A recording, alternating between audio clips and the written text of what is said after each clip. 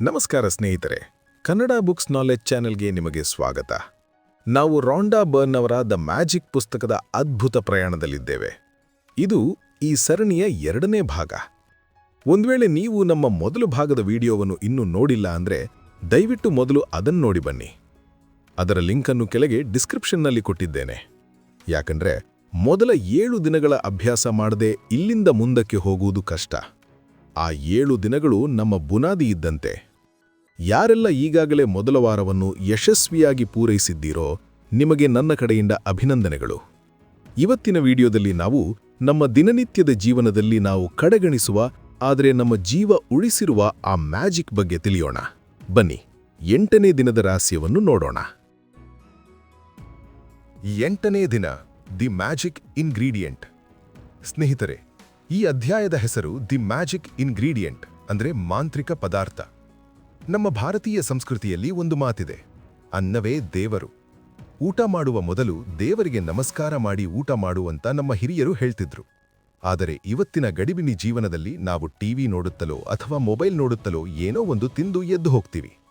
ಒಮ್ಮೆ ಕಣ್ಣು ಮುಚ್ಚಿ ಯೋಚಿಸಿ, ಒಂದು ದಿನ ನಿಮಗೆ ಊಟ ಸಿಗಲಿಲ್ಲ ಅಂದ್ರೆ ಅಥವಾ ಕುಡಿಯೋಕೆ ಒಂದು ಹನಿ ನೀರು ಸಿಗಲಿಲ್ಲ ಅಂದ್ರೆ ನಿಮ್ಮ ಪರಿಸ್ಥಿತಿ ಏನಾಗುತ್ತೆ?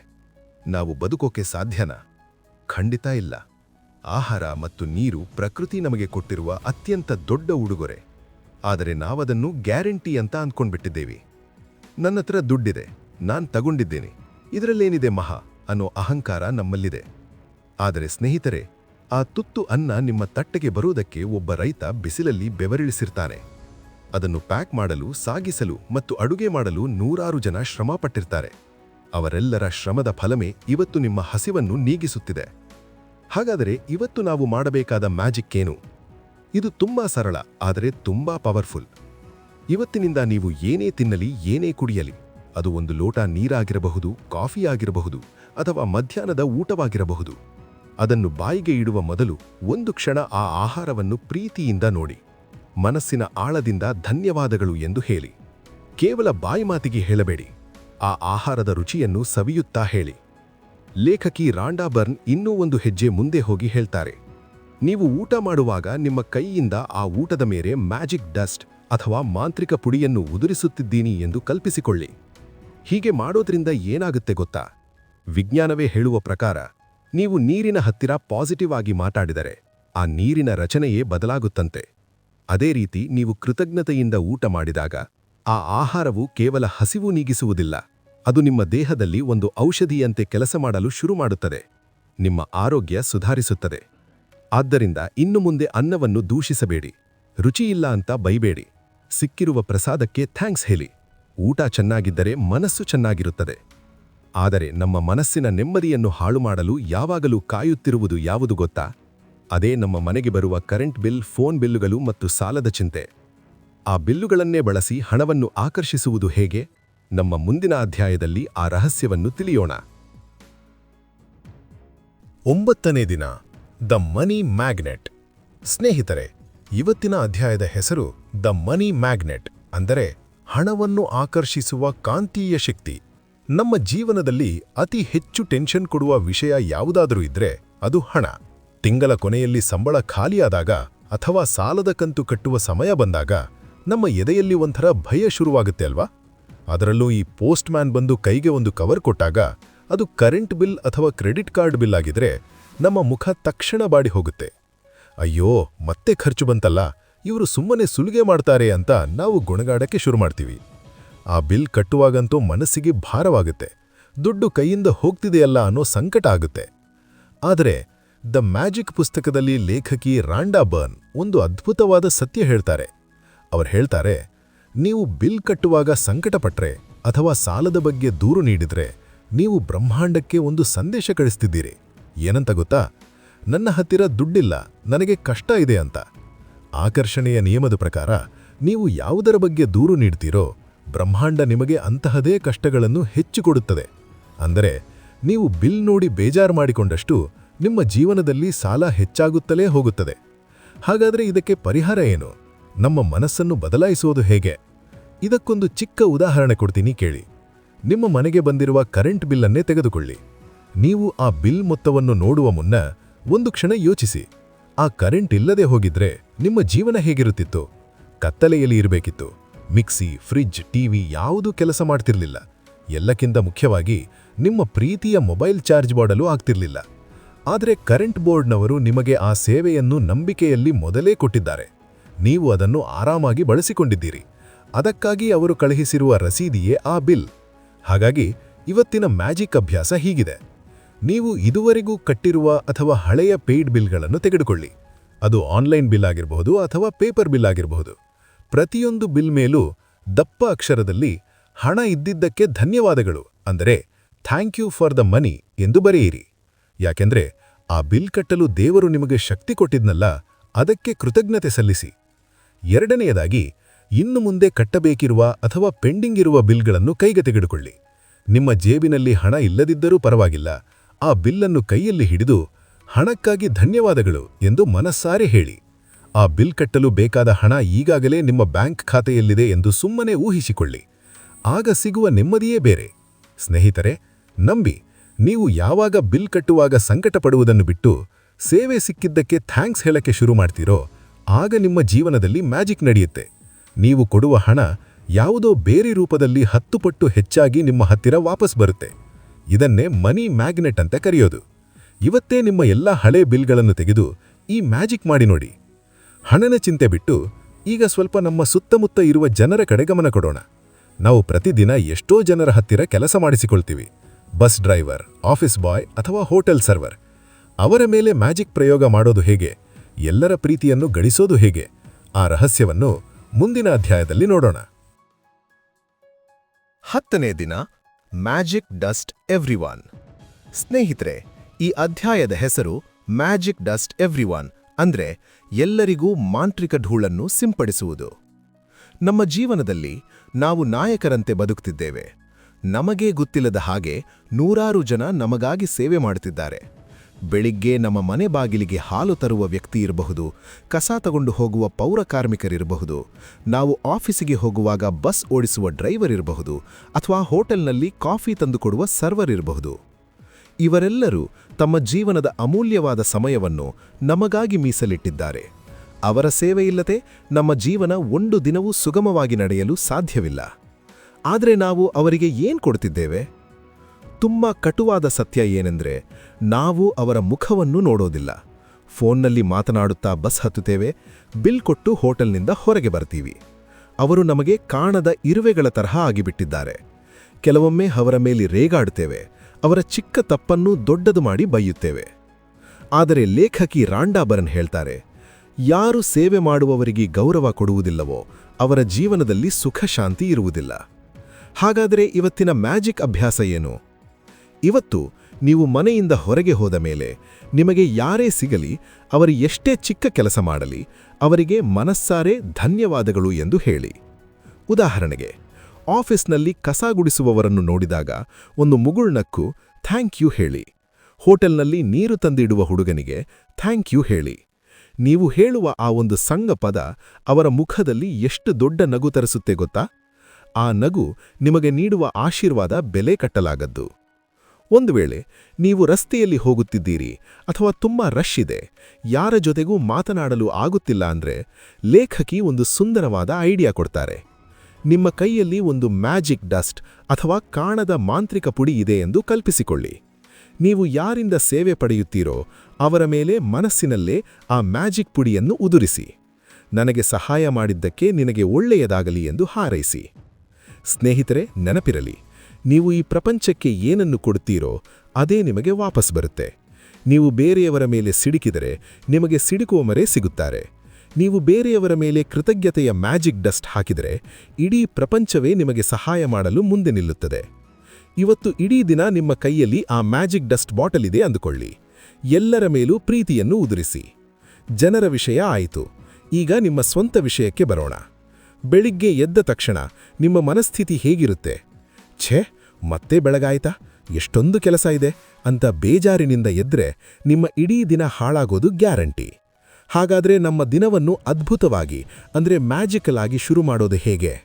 ಆ ರಹಸ್ಯವನ್ನು ನಮ್ಮ ಮುಂದಿನ ಅಧ್ಯಾಯದಲ್ಲಿ ನೋಡೋಣ. 11ನೇ ದಿನ, ಅ ಮ್ಯಾಜಿಕ್ ಮಾರ್ನಿಂಗ್. ಸ್ನೇಹಿತರೆ, ಈ ಅಧ್ಯಾಯದ ಹೆಸರು ಅ ಮ್ಯಾಜಿಕ್ ಮಾರ್ನಿಂಗ್, ಅಂದರೆ ಒಂದು ಮಾಂತ್ರಿಕ ಮುಂಜಾನೆ.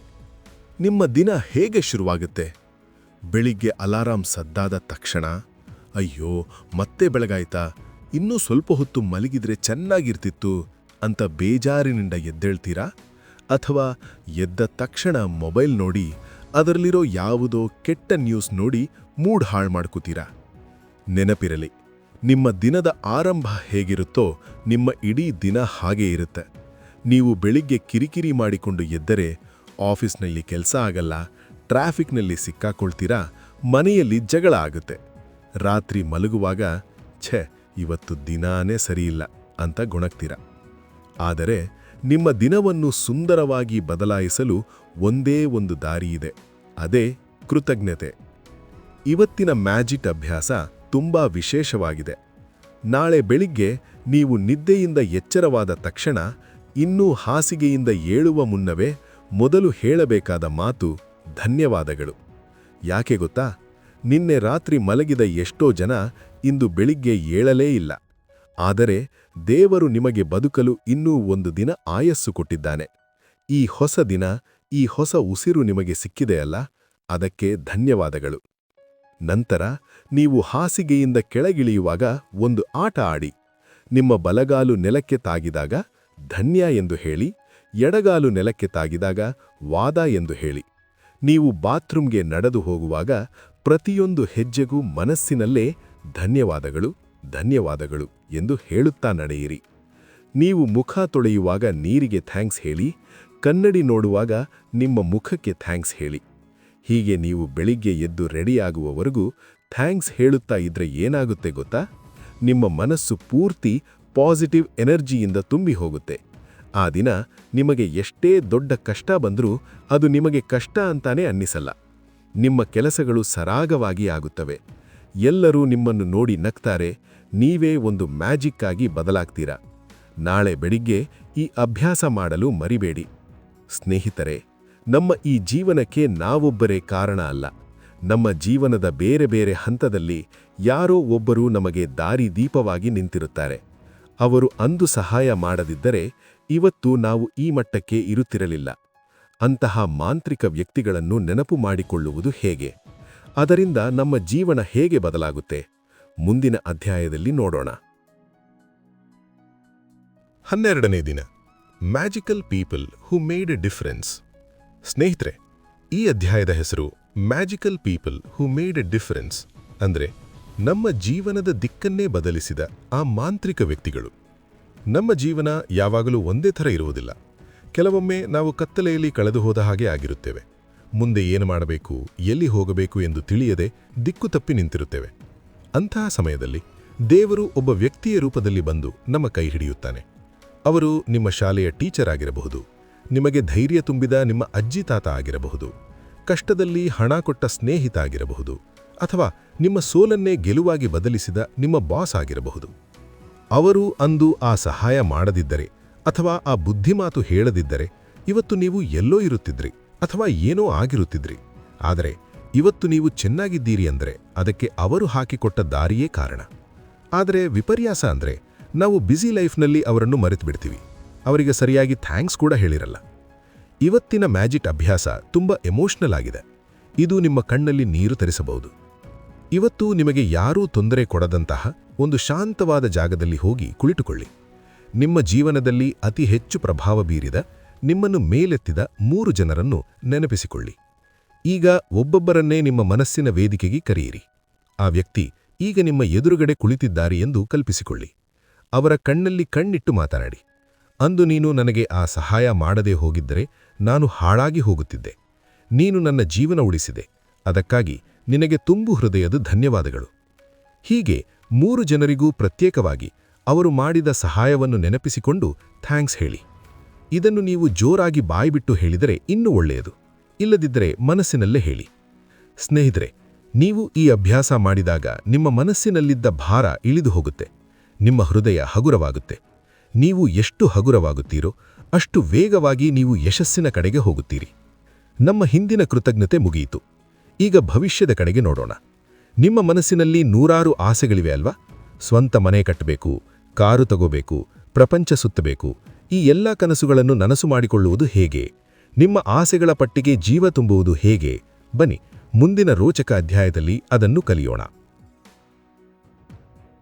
13ನೇ ದಿನ. Make all your wishes come true.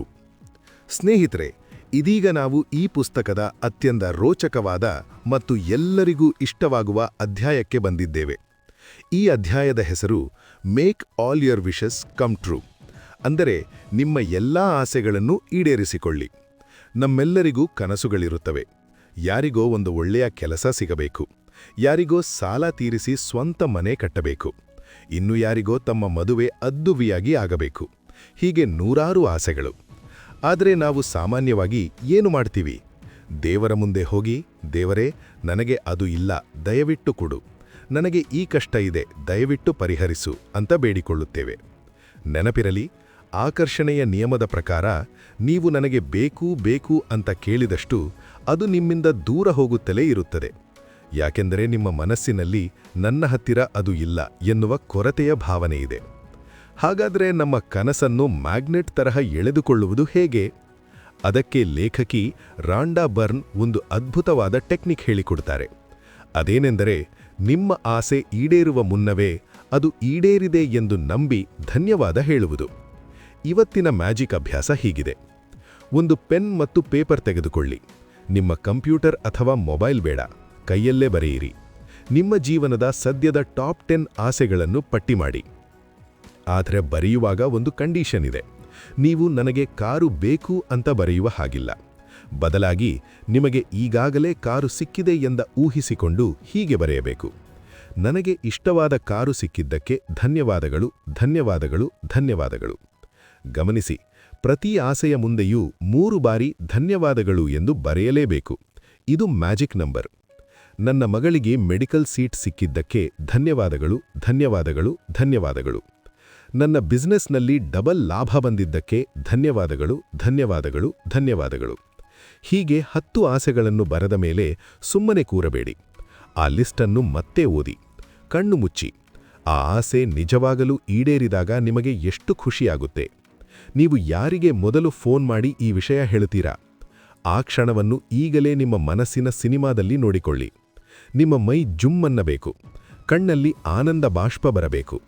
ನೀವು ಎಷ್ಟು ರಿಯಲ್ಲಾಗಿ ಫೀಲ್ ಮಾಡ್ತೀರೋ, ಬ್ರಹ್ಮಾಂಡ ಅಷ್ಟು ಬೇಗ ನಿಮ್ಮ ಆಸೆಯನ್ನು ನಿಮ್ಮ ಕಾಲ ಬುಡಕ್ಕೆ ತಂದು ಹಾಕುತ್ತದೆ. ಇವತ್ತೇ ನಿಮ್ಮ ವಿಶ್ ಲಿಸ್ಟ್ ರೆಡಿ ಮಾಡಿ. ಸರಿ, ನಮ್ಮ ದೊಡ್ಡ ದೊಡ್ಡ ಆಸೆಗಳೇನೋ ಈಡೇರುತ್ತೆ. ಆದರೆ ನಮ್ಮ ದಿನನಿತ್ಯದ ಜೀವನ? ನಾಳೆ ಆಫೀಸ್ನಲ್ಲಿ ಏನಾಗುತ್ತೋ? ಟ್ರಾಫಿಕ್ ಹೇಗಿರುತ್ತೋ? ಮಕ್ಕಳು ಓದುತ್ತಾರೋ ಇಲ್ಲವೋ? ಈ ಚಿಕ್ಕ ಚಿಕ್ಕ ವಿಷಯಗಳಲ್ಲೂ ನಾವು ಗೆಲ್ಲುವುದು ಹೇಗೆ? ನಮ್ಮ ಇಡೀ ದಿನವನ್ನು ನಮ್ಮ ಕಂಟ್ರೋಲ್ಗೆ ತೆಗೆದುಕೊಳ್ಳುವುದು ಹೇಗೆ? ಆ ಸೀಕ್ರೆಟನ್ನು ಮುಂದಿನ ಅಧ್ಯಾಯದಲ್ಲಿ ನೋಡೋಣ. 14ನೇ ದಿನ. Have A magical day. ಸ್ನೇಹಿತರೆ, ಈ ಭಾಗದ ಕೊನೆಯ ಅಧ್ಯಾಯ ಅಂದರೆ 14ನೇ ದಿನದ ಹೆಸರು ಹ್ಯಾವ್ ಎ ಮ್ಯಾಜಿಕಲ್ ಡೇ. ಅಂದರೆ ಇವತ್ತಿನ ದಿನ ಒಂದು ಅದ್ಭುತವಾದ ದಿನವಾಗಲಿ. ನಾವು ಸಾಮಾನ್ಯವಾಗಿ ಬೆಳಿಗ್ಗೆ ಎದ್ದ ತಕ್ಷಣ ಇವತ್ತು ಏನೇನು ಕಷ್ಟ ಬರಬಹುದು ಅಂತ ಲಿಸ್ಟ್ ಹಾಕೋಕೆ ಶುರು ಮಾಡ್ತೀವಿ.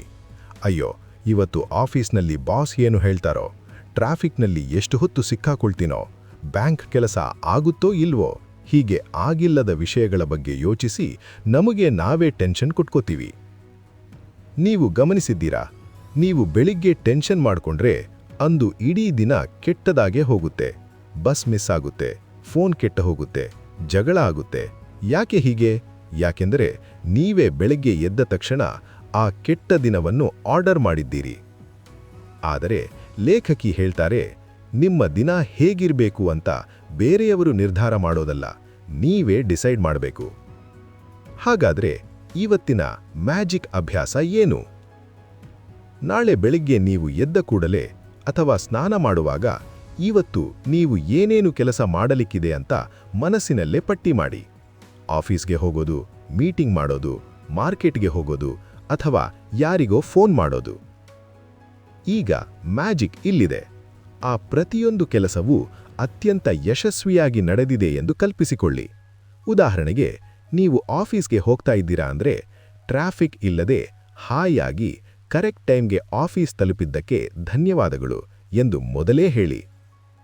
ಒಂದು ಮೀಟಿಂಗ್ ಇದ್ದರೆ ಮೀಟಿಂಗ್ ತುಂಬ ಚೆನ್ನಾಗಿ ನಡೆದಿದ್ದಕ್ಕೆ ಧನ್ಯವಾದಗಳು ಎಂದು ಮೊದಲೇ ಹೇಳಿ. ಮನೆಗೆ ದಿನಸಿ ತರಲು ಹೋಗ್ತಿದ್ರೆ ಒಳ್ಳೆಯ ತರಕಾರಿ ಕಡಿಮೆ ಬೆಲೆಗೆ ಸಿಕ್ಕಿದ್ದಕ್ಕೆ ಧನ್ಯವಾದಗಳು ಎಂದು ಹೇಳಿ. ಹೀಗೆ ದಿನದ ಕೊನೆಯವರೆಗೂ ಏನೇನು ಮಾಡ್ತೀರೋ ಅದೆಲ್ಲವೂ ಸೂಪರ್ ಆಗಿ ಆಗಿದೆ ಅಂತ ಮೊದಲೇ ಥ್ಯಾಂಕ್ಸ್ ಹೇಳ್ಬಿಡಿ. ಕೊನೆಯಲ್ಲಿ ಒಂದು ಮಾತು ಹೇಳಿ, ಇವತ್ತು ನನಗೆ ಸಿಕ್ಕ ಅದ್ಭುತವಾದ ಸುದ್ದಿಗಾಗಿ ಧನ್ಯವಾದಗಳು. ನಂಬಿ ಸ್ನೇಹಿತರೆ, ನೀವು ಹೀಗೆ ಮಾಡಿದ್ರೆ ಆ ದಿನ ಬರುವ ಅಡೆತಡೆಗಳು ಸಮಸ್ಯೆಗಳು ನಿಮ್ಮ ಹತ್ತಿರ ಸುಳಿಯೋದೇ ಇಲ್ಲ. ನಿಮ್ಮ ದಿನ ಬೆಣ್ಣೆಯಂತೆ ಸ್ಮೂತ್ ಆಗಿ ಸಾಗುತ್ತೆ. ನೀವೇ ನಿಮ್ಮ ದಿನದ ರಾಜನಾಗುತ್ತೀರಿ. ಸ್ನೇಹಿತರೆ, ಇಲ್ಲಿಗೆ ನಮ್ಮ ದಿ ಮ್ಯಾಜಿಕ್ ಪುಸ್ತಕದ 2ನೇ ವಾರದ ಪ್ರಯಾಣ ಮುಕ್ತಾಯವಾಯಿತು.